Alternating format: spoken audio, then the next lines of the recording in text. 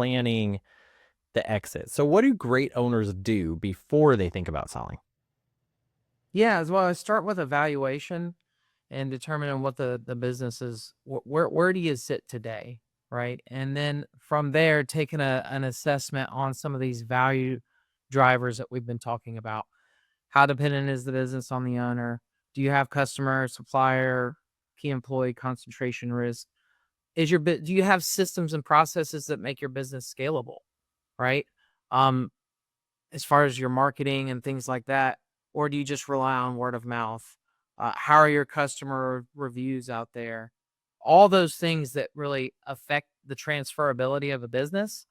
As you improve those things, the transferability is also going to increase, which is going to increase your valuation. So I always tell people, go ahead and run your business like you want to sell it, like you're building it to sell, because one day you're going to transfer it, either voluntary or involuntarily.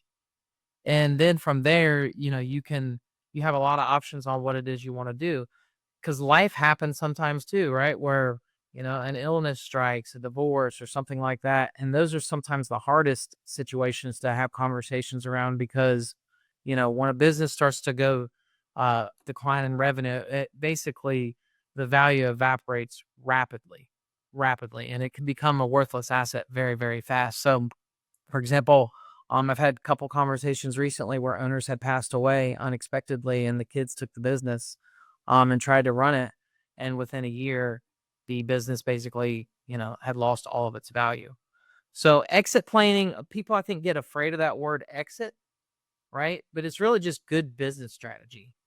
And the other side of exit planning, and I think where people sometimes avoid, hey, what's my life going to look like after I'm done with this business, right? Because Mm, their identity's in their business. It's what they do. They don't even want to think about what it's going to look like after that. And that's where I think evaluating your life on the personal side, and understanding what is it that I want to do with my life after this business? What is it that intrinsically is going to motivate me to want to continue? Do I have hobbies and activities that I want to do? Um, have I talked with my financial advisor, and do I know how much money I need to sell this business for me to be comfortable? So there's a personal side and a business side. And I think that the sooner you can start that process and make those paths diverge at some point, you'll know when it's time. And then if you put the work in, you're going to have a great outcome.